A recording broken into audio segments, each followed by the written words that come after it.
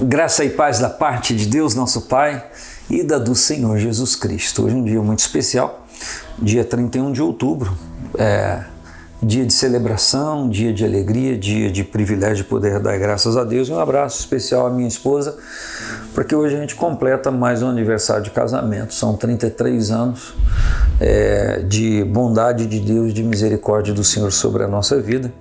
E eu quero então, nesse dia especial, para mim, para você, para todos nós, porque é o dia que o Senhor fez e a Bíblia diz para nos alegrarmos e nos regozijarmos nele. Quero me servir do Salmo 127, que sempre se fala sobre ele porque realmente é muito importante. Diz que se o Senhor não edificar a casa, em vão trabalham os que edificam. Se o Senhor não guardar a cidade, em vão vigia a sentinela. O que isso quer dizer? Isso por acaso quer dizer que eu devo lavar as minhas mãos e não me preocupar e saber que Deus vai fazer todas as coisas? A gente sabe que Deus faz o que a gente precisa. A gente sabe que Deus cobre a nossa vida, nos cinge de graça, de misericórdia e que não permite que coisa alguma venha a faltar na nossa vida. A gente compreende isso, nós sabemos disso, mas a palavra está dizendo que se o Senhor não edificar, que se o Senhor não guardar, mas alguém vai edificar e alguém vai vigiar, e isso faz parte daquilo que eu devo fazer, isso está inserido naquilo que eu devo não só me preocupar, mas agir. Mas que Deus vai fazer o sobrenatural. Falando sobre a obra de Deus, Paulo diz que um planta, outro rega, mas o mais importante é Deus que dá o crescimento. Então, há uma participação, um esforço, um empenho, mas Deus faz aquilo que está longe das nossas mãos. Quem sabe você me ouvindo agora, há algo diante de você que circunda a sua vida, que faz parte dos seus afetos, da sua vida profissional, financeira, espiritual, e você se esforça e se empenha para que haja resultado, para que haja mudança, para que haja aprimoramento, para que dê certo. E você sente que tudo aquilo que você faz não é suficiente para atingir o fim que você precisa. Então essa é a parte de Deus, essa é a parte do Senhor, que Ele comparece com o extraordinário.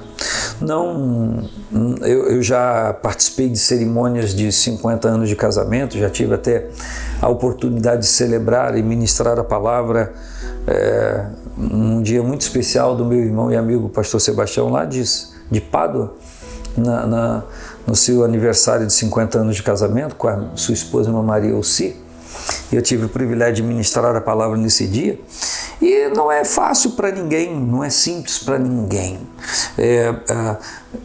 Não é uma questão de sentimento, não é uma questão de gostar. É uma questão de clamar, é uma questão de contar com a soberania, a bondade, a misericórdia, o ato, o agir de Deus naquilo que Ele está comprometido, que é a ideia do casamento, que é a ideia de unir um homem a uma mulher, unir uma mulher a um homem. Então a bênção de Deus acompanha. Quando nós cumprimos o propósito de Deus e fazemos aquilo que Ele nos orienta a fazer, e alguns poderiam dizer determina a fazer, nós temos a bênção dele. Fora de qualquer princípio estabelecido pelo Senhor, não há a bênção dele. Mas por que muitos casais resistem às intempéries da vida e vão atravessando as dificuldades simplesmente porque se gostam? Simplesmente porque dizem haver um sentimento chamado amor? Não. Existem tantas coisas que acontecem na vida de um casamento, ou de uma família, ou de um marido, de um esposo, de uma esposa, que foge ao controle. Não basta isso, não basta dizer isso. A gente precisa contar com a presença daquele que é sobre-humano, a gente precisa contar com a presença daquele que está presente para abençoar a ideia dele, o projeto dele, o querer dele. Então, quem sabe, no seu relacionamento você pode dizer que não faltou amor, não faltou isso, não faltou aquilo, mas se faltou a presença de Deus, faltou a base. faltou a essência, faltou aquilo que é primordial. Então, que tal ainda no dia de hoje, enquanto você me ouve, você convidar Deus para estar junto do seu casamento? É como uma obra que se faz e que um engenheiro esculpe uma planta, faz um desenho e ele traça os perfis e as coisas da obra, e você contrata um engenheiro que vai fazer a estrutura, né? Vai calcular o peso da obra, os vigamentos, as coisas, e você simplesmente pega aquilo ali e dá para qualquer um executar. Não. O bom é quando aquele que desenhou, aquele que idealizou está junto. E é isso que acontece em relação à família, é isso que acontece em relação ao casamento, é isso que acontece com Deus presente. Aquele que idealizou, aquele que projetou, aquele que planejou, que entregou prontinho o projeto aqui, ó. Seja feliz, seja abençoado. Não, eu quero ser feliz, eu quero ser abençoado, mas eu quero a tua presença junto para tocar essa empreitada, para tocar esse empreendimento, porque sem a tua presença eu não vou ter condições de executar direito. E é isso.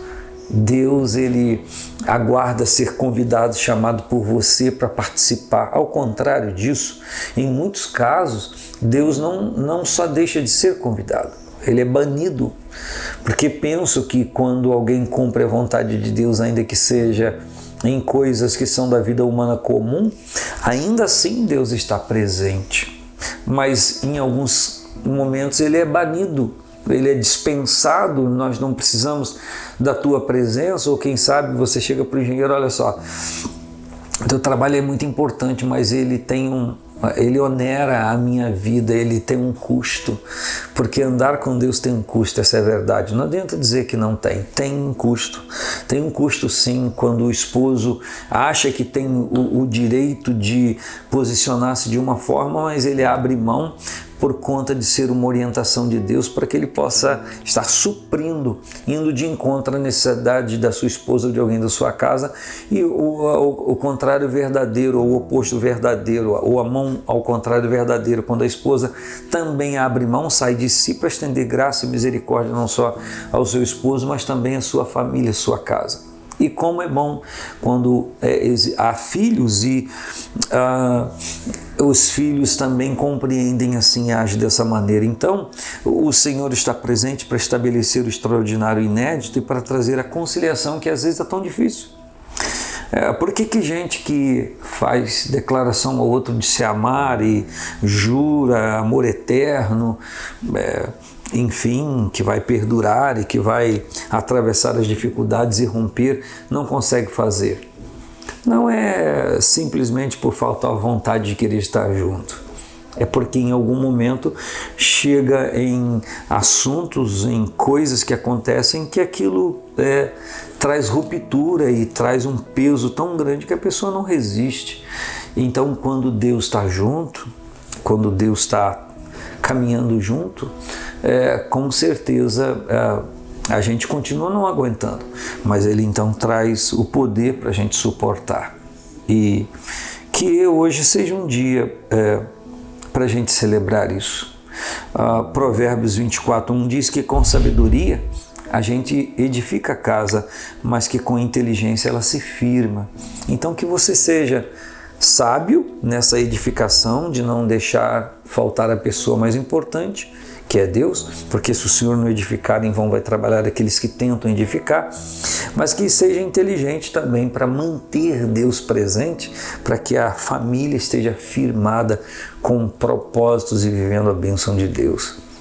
Que a graça do Senhor se externalize e apareça, esteja presente na sua vida de uma maneira muito tremenda, e que aquilo que agora é para você algo que você talvez já tenha jogado a toalha, no sentido de dizer, não tenho mais condições, vou desistir, que o Espírito de Deus estando na sua vida te anime,